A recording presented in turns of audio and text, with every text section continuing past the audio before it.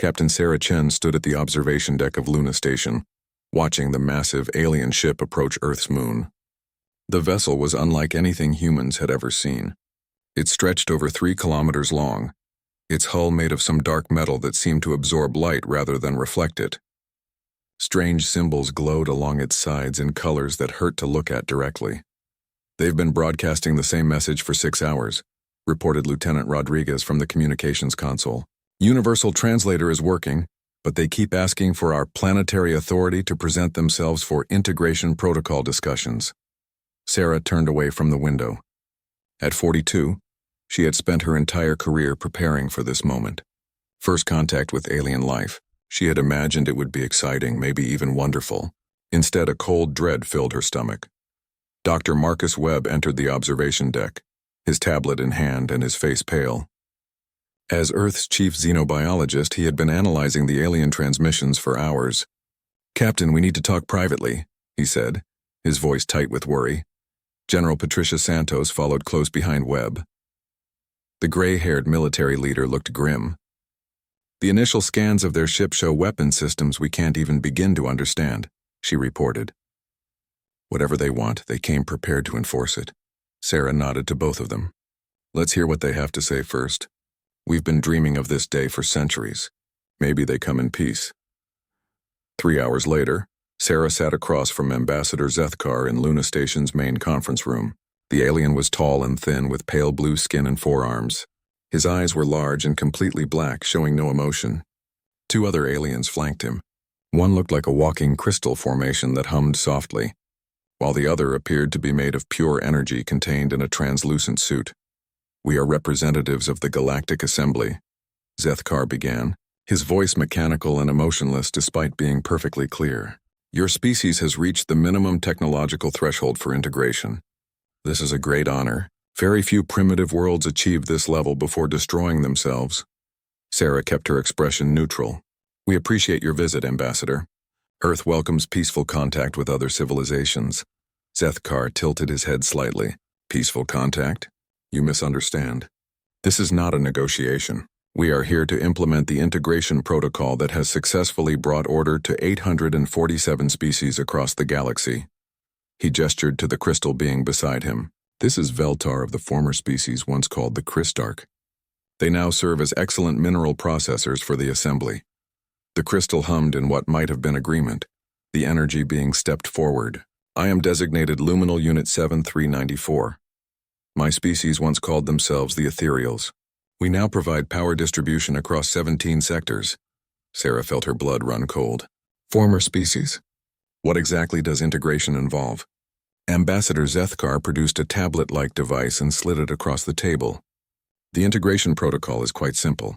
First, your species will surrender all weapons of war. Violence is inefficient and causes unnecessary suffering. Second, your genetic structure will be modified to reduce aggressive tendencies.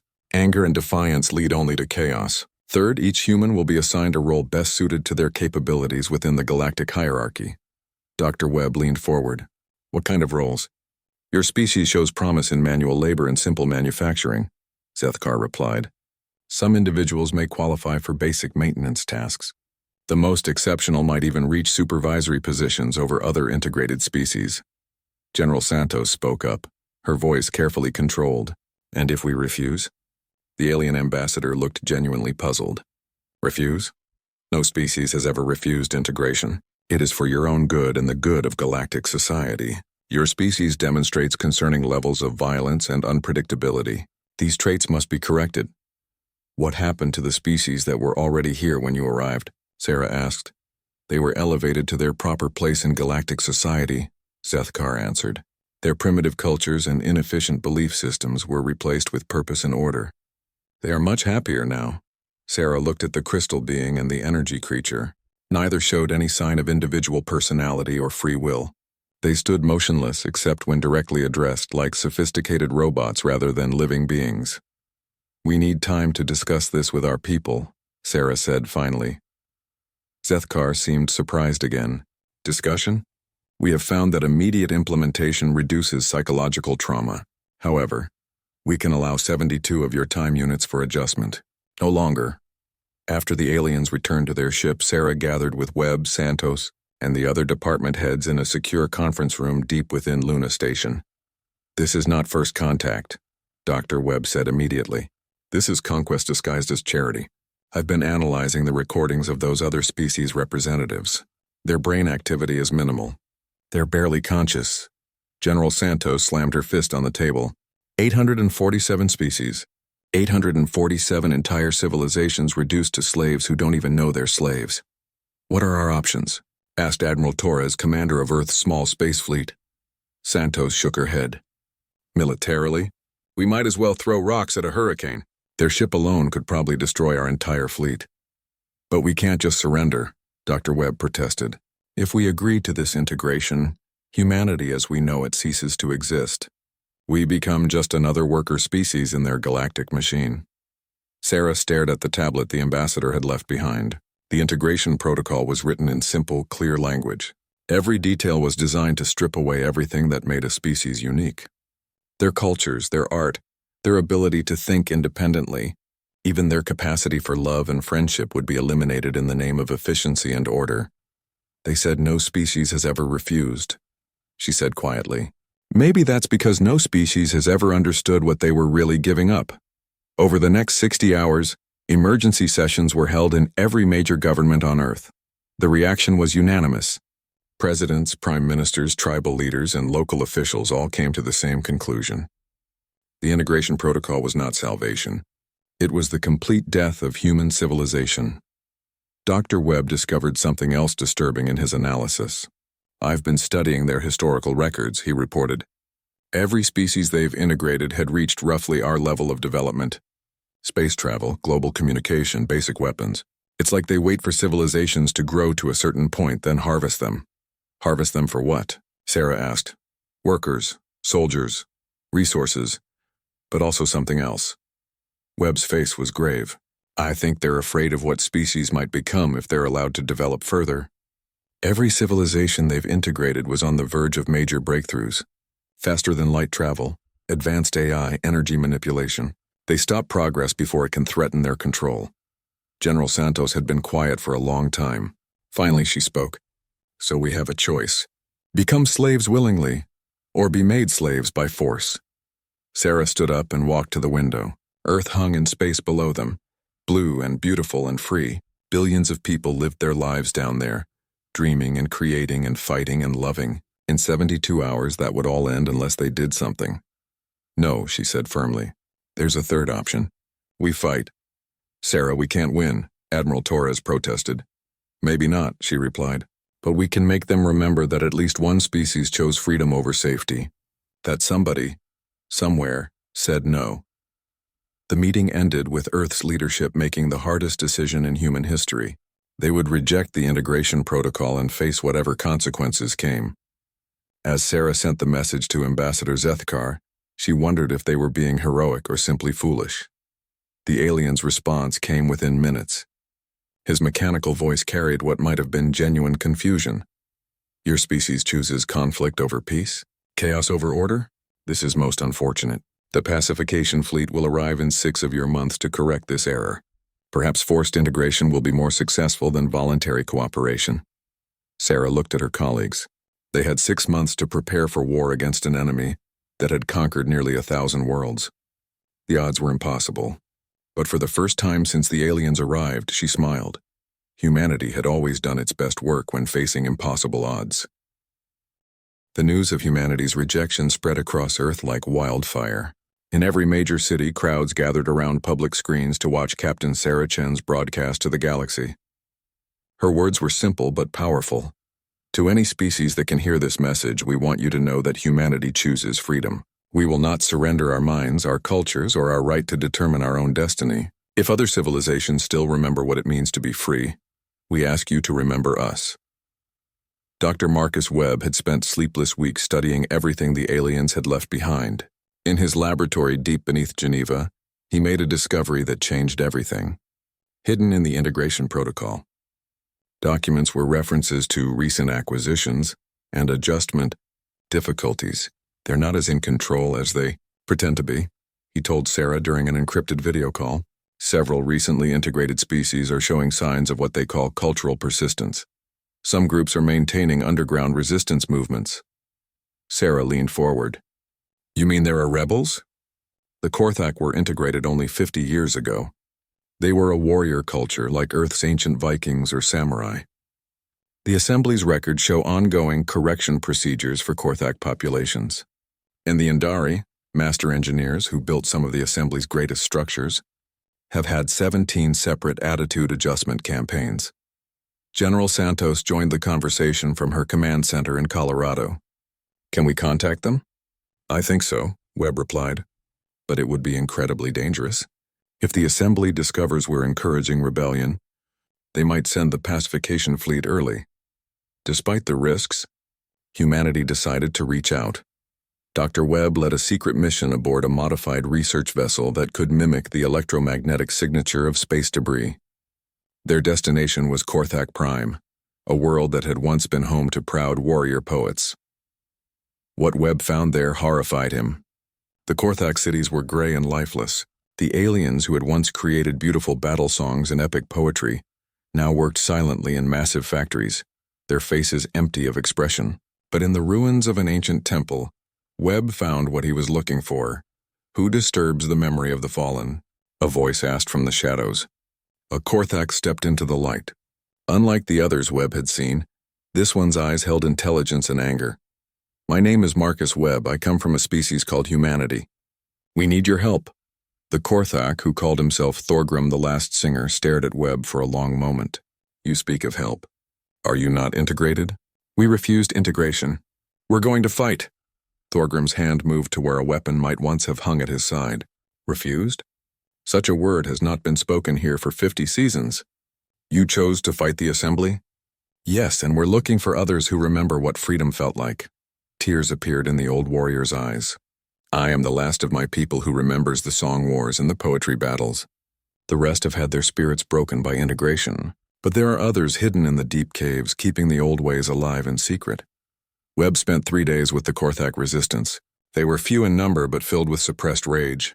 Thorgrim introduced him to rebels from other worlds, who had found each other through careful whispers and hidden signals.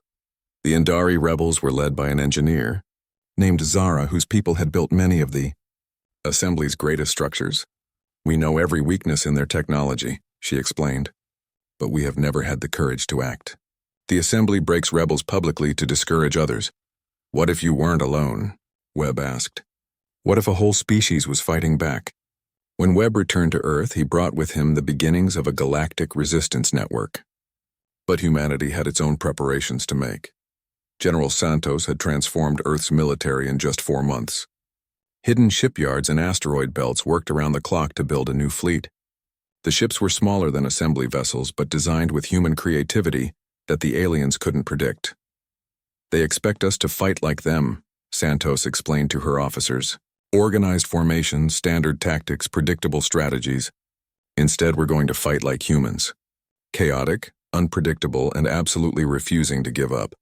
The Earth Defense Force now included modified civilian ships, hidden weapons platforms throughout the solar system, and teams of volunteers who had trained for suicide missions. Humanity couldn't match the Assembly's firepower, but they could make victory cost more than the aliens expected. Captain Chen, now promoted to Admiral, commanded the growing human fleet from a new ship called the Defiance. Her crew included volunteers from every nation on Earth, and a small number of Korthak and Indari who had escaped their worlds to join humanity's cause. The Assembly has rules, Chen told her officers during a strategy meeting. They've conquered nearly 1,000 species using the same methods. But humans don't follow rules when we're fighting for survival.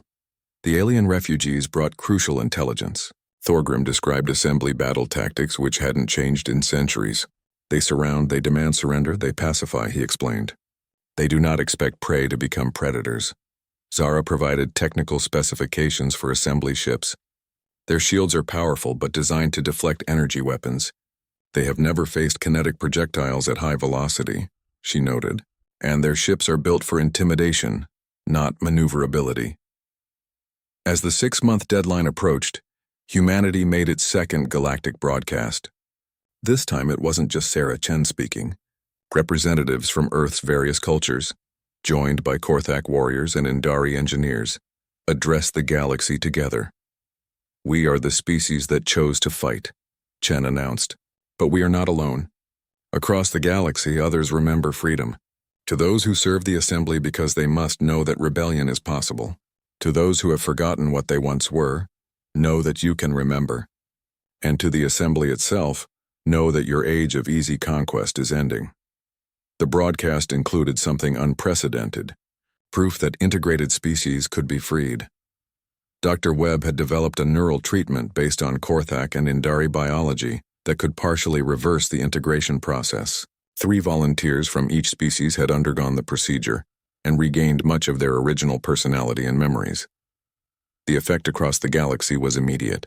Assembly worlds reported technical difficulties as integrated populations began experiencing memories of their pre-integration lives.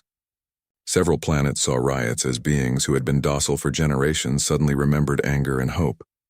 Ambassador Zethkar's response was swift and harsh. "The human contagion has spread beyond acceptable parameters. The pacification fleet departs immediately. Any species found harboring human sympathies will face immediate reintegration." But his threat came too late. The idea of resistance had already taken root. Hidden rebel cells on dozens of worlds began preparing for the coming conflict. Ancient weapons caches were opened. Suppressed cultural leaders emerged from hiding. Species that had forgotten their own names began remembering who they used to be. On Earth, final preparations were complete. Admiral Chen stood on the bridge of the Defiance, looking at reports from across the solar system. Thousands of human ships waited in hidden positions. Alien allies had smuggled themselves into defensive positions throughout human space. Everything that could be done had been done. General Santos joined her on the bridge. "The pacification fleet has entered our solar system," she reported. 200 ships, including their flagship. "They're broadcasting demands for immediate surrender." Chen smiled grimly. "Send them our answer." The message was simple. Humanity does not surrender. If you want our freedom, you will have to take it from our dead hands. Dr. Webb, monitoring communications from rebel cells across the galaxy, looked up from his console. "Admiral, we're receiving messages from 17 different worlds. The resistance is ready to act when we give the signal." Chen nodded. The weight of representing not just humanity, but the hope of freedom for an entire galaxy rested on her shoulders. But she felt no fear, only determination. "All ships, this is Admiral Chen," she broadcast to the human fleet. "Today we fight not just for Earth, but for the right of all species to remain free. Show them what happens when they threaten humanity." The battle for Earth was about to begin, but it was really a battle for the soul of the galaxy. Win or lose, humanity had already achieved something no other species had managed in centuries. They had reminded the galaxy what defiance looked like. The pacification fleet emerged from hyperspace in perfect formation. 200 ships arranged in the geometric patterns that had terrorized civilizations for millennia. At their center, the flagship Inevitable dominated space like a metal moon. Its hull covered in weapons that could crack planets. Admiral Sarah Chen watched from the bridge of the Defiance as the enemy fleet approached Earth's outer defenses. The assembly ships moved slowly, confidently like predators who had never encountered real resistance. "They're broadcasting on all frequencies," reported Communications Officer Martinez. "Standard surrender demands. They want us to power down all weapons and prepare for orbital occupation." Chen turned to her crew. Half were human, but Korthak warriors and Indari engineers also stood at their stations. Thorgrim, the last singer, had insisted on serving as tactical advisor despite his age. "The assembly expects us to meet them in open battle," Chen announced. "They want us to line up our ships against theirs so they can demonstrate their superior firepower. Instead, we're going to teach them why humans are considered unpredictable." The first phase of humanity's defense began with what appeared to be a retreat.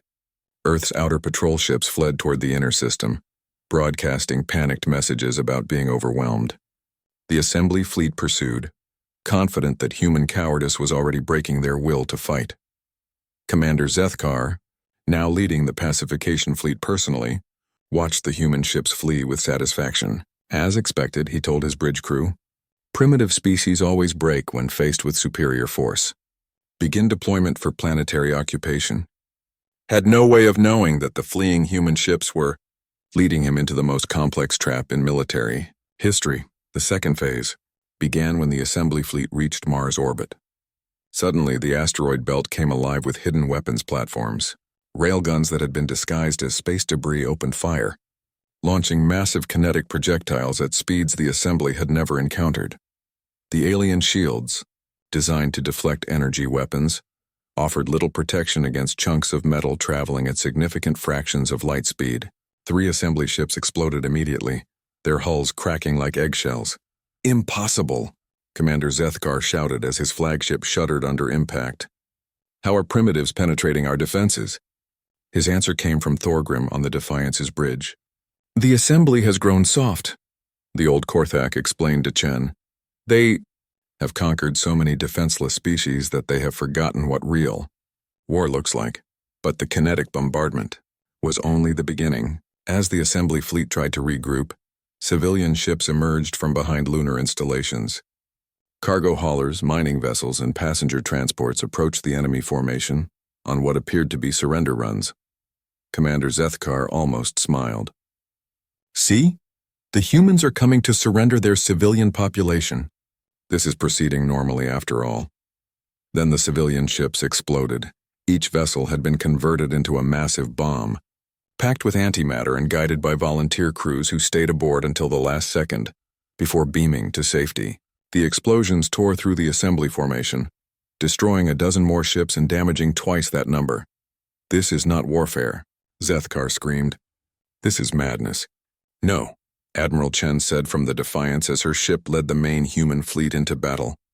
"This is what happens when you threaten our home." The third phase was pure chaos.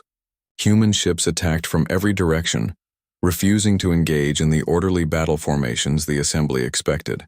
Instead of trying to match the enemy's superior firepower, human captains used ramming attacks, suicide runs, and tactics that seemed to make no sense. The converted passenger liner Hope's Dawn crashed directly into an assembly cruiser, its volunteer crew singing as they died. The mining ship New Frontier used its industrial lasers to cut through enemy hull, plating while smaller human fighters swarmed around it like angry insects. But the most devastating attack came from an unexpected source. Zara, the Indari engineer, had spent months studying the technical specifications of assembly ships. She discovered that their power systems had a critical flaw. They were too efficient. "The assembly builds for maximum power output," she explained to Dr. Webb over the communication system. But they never considered what happens if that power is suddenly redirected. Working with human hackers, Zara had developed a computer virus that could infiltrate assembly systems and cause catastrophic power overloads. The virus spread through the enemy fleet via their own communication networks, causing ships to literally tear themselves apart from within. Commander Zethkar watched in horror as his fleet suffered losses unlike anything in assembly history. But the worst shock came when he realized that the human attacks were coordinated with uprisings across the galaxy. On 18 different worlds, integrated species suddenly remembered how to fight. Korthak rebels emerged from hiding with ancient weapons. Indari engineers sabotaged critical infrastructure. Species that had been docile for centuries began attacking their assembly overseers. "Sir," reported the flagship's communications officer, "we're receiving emergency signals from across the galaxy. The integrated populations are in revolt. They're demanding immediate support." Zethkar faced an impossible choice.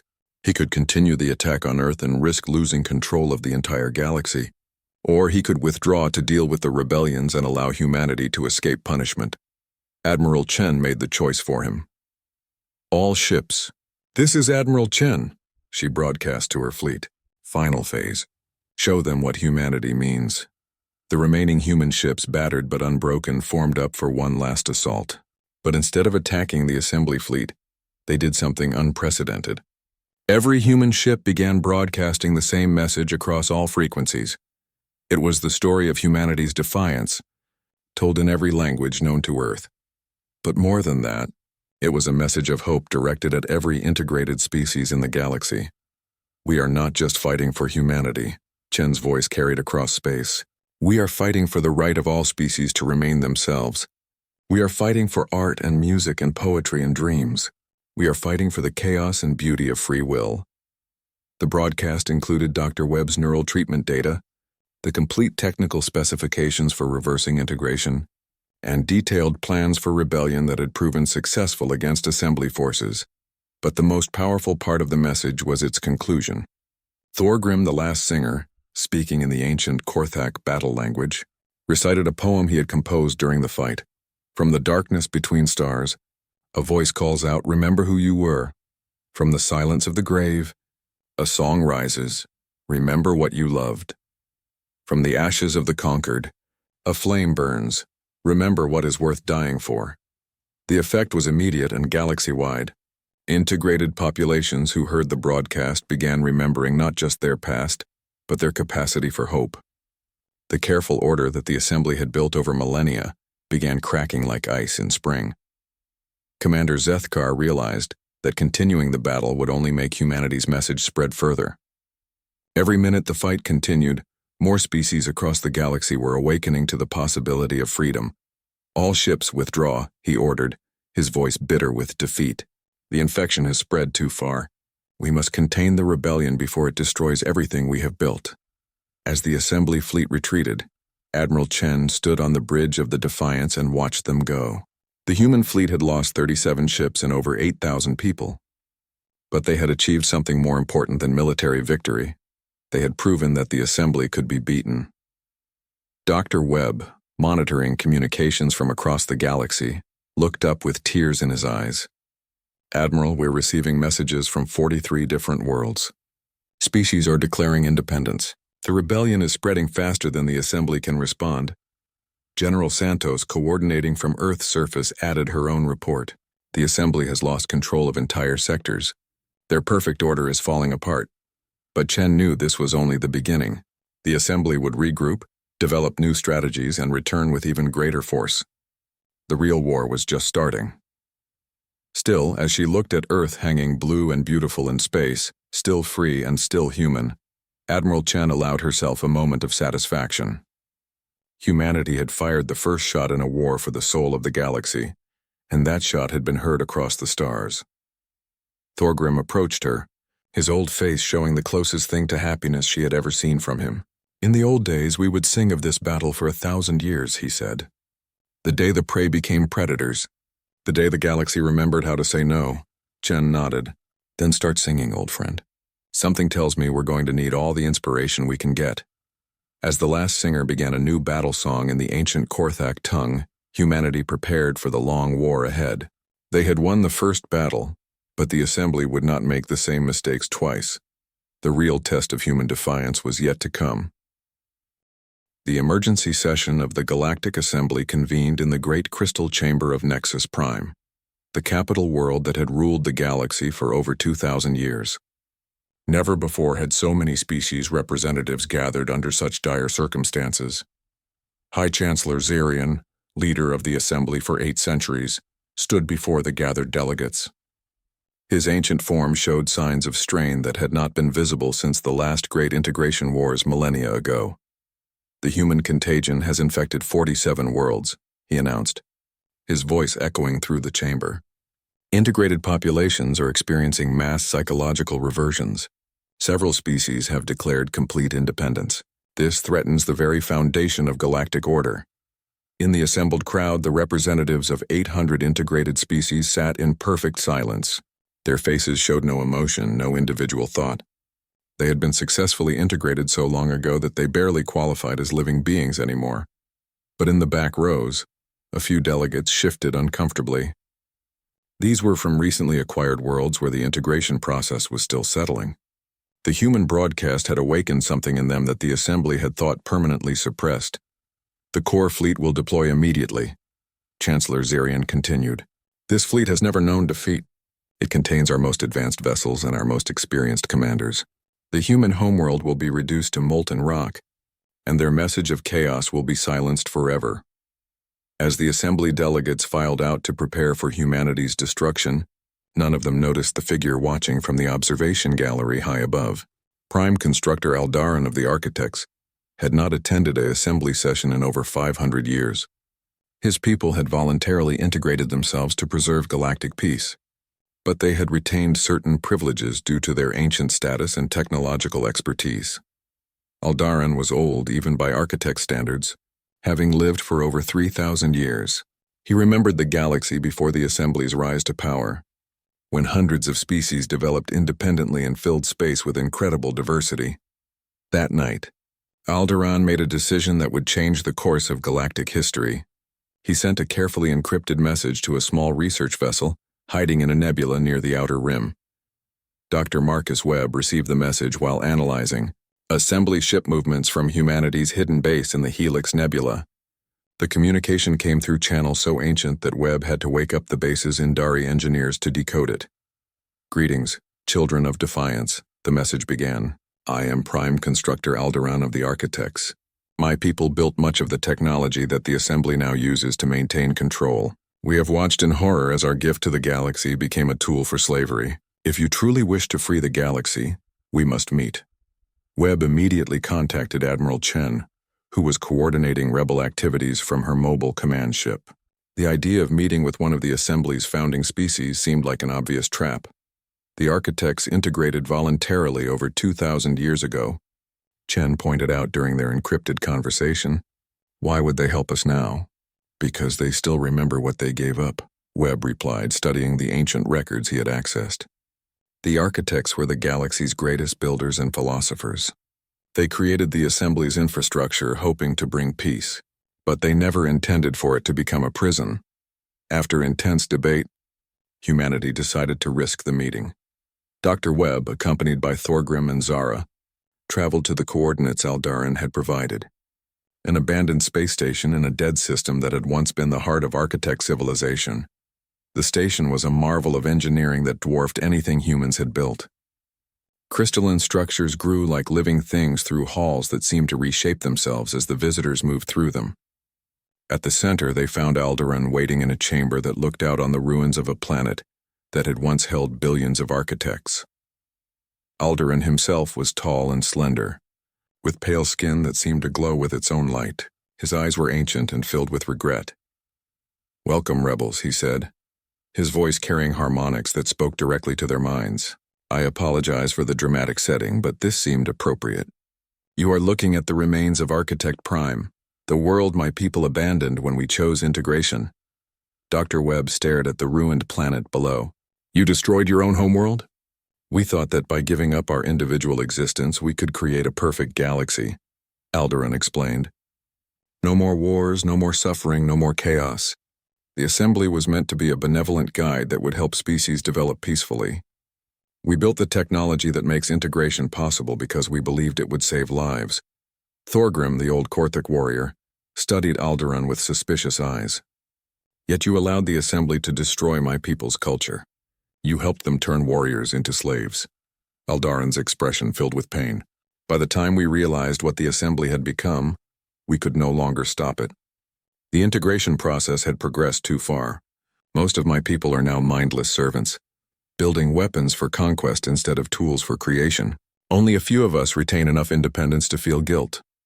Zara, practical as always, got to the point. "What can you offer us?"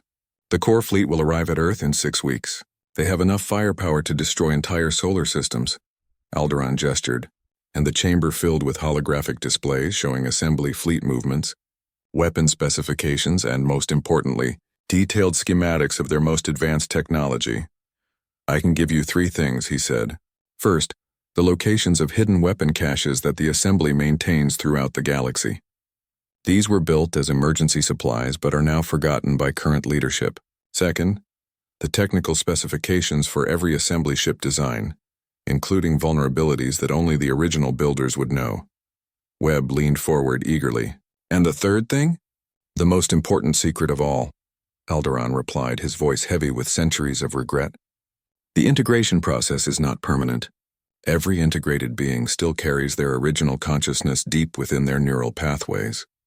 With the right stimulation, any species can be fully restored to their pre-integration state. The implications hit all 3 visitors simultaneously. If the integration process could be reversed, then every species in the galaxy could potentially be freed. 800 civilizations could reclaim their independence. "Why are you helping us?" Thorgrim asked bluntly. "Your people chose to serve the Assembly." "Because we finally understand that our choice was wrong." Alderaan answered. Peace without freedom is not peace at all. It is death disguised as order. When we heard humanity's message of defiance, we remembered what we used to believe in. Over the next week, Alderaan provided the rebels with intelligence that transformed their understanding of the galactic situation. The Assembly was not the monolithic power it appeared to be. Cracks had been forming for centuries, hidden by rigid bureaucracy and the leadership's refusal to acknowledge problems. The weapon caches alone contained enough firepower to arm dozens of rebel fleets. More importantly, many were located on worlds where integration had been only partially successful. Local populations could be armed and trained to support a coordinated uprising, but the most valuable information was the technical data on assembly ships. Zara spent days studying the core fleet specifications, her excitement growing as she identified weakness after weakness. Their ships are incredibly advanced, but they're also incredibly specialized, she explained to Webb and Thorgrim. They're designed to fight other assembly vessels using standard tactics. They've never faced asymmetric warfare on this scale. Dr. Webb worked on refining the neural treatment that could reverse integration. With Alderaan's help, the process became much more effective and could be transmitted via subspace frequencies, potentially reaching entire planets simultaneously. Meanwhile, Thorgrim coordinated with rebel cells across the galaxy. The old warrior had become a symbol of resistance, his battle song spreading from world to world and inspiring species that had forgotten they could fight. 49 worlds are now in open rebellion, he reported. The Assembly is pulling forces from across the galaxy to contain the uprisings. But every time they suppress one rebellion, 2 more begin. As the core fleet approached Earth, Admiral Chen received regular intelligence updates from Alderaan. The enemy force was larger than anything in recorded history. Over 1,000 ships led by the massive flagship Eternal Order. But Chen also knew something the Assembly didn't. The rebellion was no longer confined to a few distant worlds. It was spreading through the very heart of the galactic government. On Nexus Prime itself, integrated species were beginning to remember their origins. Assembly workers were experiencing flashes of their pre-integration memories. Even some of the older integrated species were showing signs of psychological awakening. The message humanity had broadcast was spreading like a virus through the Assembly's perfect order, and no amount of force could stop an idea whose time had come. Prime Constructor Alderaan sent one final message to the human fleet as they prepared for the core fleet's arrival. You have done something we thought impossible. You have given the galaxy hope. Now finish what? The core fleet arrived at Earth like a plague of metal locusts. Over 1,000 ships filled space with their dark presence led by the flagship Eternal Order, a vessel so massive it had its own gravitational field. Supreme Commander Vorthon, the Assembly's greatest military leader, stood on the flagship's bridge and gazed at the small blue world that had caused so much trouble. This ends today, he declared to his assembled officers. One primitive planet will not be allowed to destroy millennia of galactic order. But even as Vorthon spoke, reports flooded in from across the galaxy. The rebellion had spread to over 200 worlds. Integrated populations were awakening en masse, and assembly forces were stretched beyond their limits trying to contain the uprisings. On Earth, Admiral Sarah Chen stood in the war room beneath the ruins of Geneva, surrounded by representatives from dozens of species. The chamber buzzed with activity as the largest military operation in galactic history prepared to unfold. Phase 1 begins in 6 hours, Chen announced to the assembled commanders. General Santos will coordinate Earth's defense while I lead the strike force to Nexus Prime. Dr. Webb, are you ready? The elderly scientist nodded grimly. At 73, he was too old for frontline combat, but his role in the final assault was perhaps the most crucial of all. The liberation signal is ready for broadcast. Once we reach Nexus Prime's central communications array, I can transmit it to every world in the galaxy simultaneously. Thorgrim, now serving as Chen's tactical advisor, studied the holographic displays showing both battlefields. The Assembly expects us to defend our homeworld. They will not anticipate a simultaneous assault on their capital. Zara, the Indari engineer, added her analysis. Prime Constructor Alderaan has provided us with detailed schematics of Nexus Prime's defenses. The planet is heavily fortified, but the systems are automated and haven't been updated in centuries. We can exploit their overconfidence. As the final preparations continued, an encrypted message arrived from Alderaan himself. The ancient architect had spent weeks secretly preparing for this moment, and his words carried the weight of centuries of regret. The rebellion you started has awakened something we thought lost forever. Even among my own people, individuals are beginning to remember who they were before integration. Today we have a chance to free not just our bodies but our souls. The battle began at dawn, Earth time. Supreme Commander Vorthan ordered the core fleet to adopt standard siege formation around Earth, confident that the planet's defenses would crumble within hours. What he found instead was a world that had transformed itself into the galaxy's most formidable fortress. General Santos had spent months turning Earth into a maze of hidden weapons and defensive positions.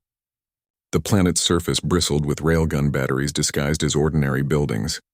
The ocean floors concealed submarine fleets armed with quantum torpedoes. Even civilian populations had been organized into resistance cells, ready to continue fighting long after conventional forces were defeated. All stations, "This is General Santos," she broadcast to Earth's defenders. "They want to take our home. Show them why humans don't surrender." The first wave of assembly ships encountered a storm of kinetic projectiles launched from lunar installations. But this time the defenders had a secret weapon: real-time intelligence from Alderaan, who was monitoring assembly communications and feeding targeting data to human forces. Meanwhile, Admiral Chen led her strike force through hyperspace toward Nexus Prime. Her fleet was smaller than the force attacking Earth, but it included the most experienced rebel commanders from across the galaxy. Ships that had once belonged to dozens different species now flew together under the banner of freedom. Approaching Nexus Prime, reported Navigation Officer Rodriguez from the bridge of the Defiance. "Assembly patrols are moving to intercept." Chen studied the tactical display. Nexus Prime hung in space like a jewel, its crystal cities gleaming with the light of artificial suns. For 2,000 years, this world had been the center of galactic civilization. Today, it would either fall to the rebellion or become humanity's grave. "All ships, begin the attack run," Chen ordered. "Remember, our goal is not to destroy the planet, but to reach the central communications array. Dr. Webb's signal must get through." The battle for Nexus Prime began with a series of coordinated strikes against the planet's orbital defenses. Zara's engineering expertise proved invaluable as rebel ships exploited weaknesses in systems that hadn't been seriously tested in centuries. But the real shock came when the planetary defense force began to malfunction. Assembly ships found their weapon systems turning against each other as hidden computer viruses, planted by loyal architects activated throughout the fleet. Prime Constructor Alderaan, working from deep within Nexus Prime's infrastructure, had spent years preparing for this moment. His people had built the assembly's technology, and they knew exactly how to turn it against its users. "The defense grid is collapsing," reported Alderaan through encrypted channels, "but the central communications array is still heavily defended. You must reach it within the next hour before they can implement emergency lockdown protocols." On Earth, the battle raged with desperate intensity. Supreme Commander Vorthan had expected to face primitive human resistance. Instead, he found himself fighting a coordinated defense that seemed to anticipate his every move. Human pilots flew suicide missions against assembly command ships. Ground-based weapons emerged from hidden positions to fire single devastating shots before disappearing again. Civilian vessels loaded with explosives crashed into enemy formations with crews singing battle hymns. General Santos coordinated the defense from her underground bunker, but she knew Earth's forces were vastly outnumbered. The planet could hold out for hours, maybe days, but not forever. "Admiral Chen, this is Santos," she broadcast to the strike force. "Earth is holding, but we can't maintain this forever. Whatever you're going to do it fast." Chen's fleet fought through increasingly desperate resistance as they approached Nexus Prime's surface. Assembly forces threw everything they had at the rebels, but their tactics remained predictable. They had fought the same way for centuries, and human unpredictability gave the strike force crucial advantages. Dr. Webb, monitoring communications from the Defiance's science station, suddenly looked up with excitement. "Admiral, I'm detecting massive neural activity spikes across Nexus Prime. The integrated populations are beginning to awaken on their own." The sight was incredible. Across the crystal cities of Nexus Prime, beings who had been mindless servants for centuries began to remember who they used to be. streets filled with confused aliens stumbling out of their assigned roles, looking around with wonder at a world they hadn't really seen in lifetimes. The effect spread as Chen's fleet broadcast Dr. Webb's liberation signal through local communication networks. Integrated workers abandoned their posts. Assembly security forces found themselves facing beings they had controlled for generations. But the greatest transformation occurred in the Assembly's leadership chambers. High Chancellor Zerion, who had ruled the galaxy for 8 centuries, stood in his throne room as his perfectly ordered world collapsed around him. For the first time in millennia, he felt something he had forgotten existed. Fear. Impossible, he whispered as reports flooded in from across the galaxy. The integration process is permanent. This cannot be happening. Prime Constructor Aldaran appeared in the chamber like a ghost from a forgotten age. The ancient architect looked at the Assembly's leader with eyes that held centuries of accumulated guilt and determination. We created this system to bring peace, Aldaran said quietly. Instead, we built a prison for the entire galaxy. Today, we correct our mistake. Chen's strike force finally reached the central communications array, a crystalline tower that rose from the heart of Nexus Prime like a needle piercing the sky. But the final approach was protected by the Assembly's most elite forces, including ships crewed by the few remaining unintegrated species that served as the Assembly's enforcers. The battle for the communications array was brutal and desperate. Rebel ships crashed into defensive positions, their crews sacrificing themselves to clear a path for Dr. Webb's mission. Thorgrim led a boarding party against an Assembly battle station, his ancient warrior's spirit finally given full expression after decades of suppression. For every voice that was silenced, the old Korthak roared as he fought through enemy positions.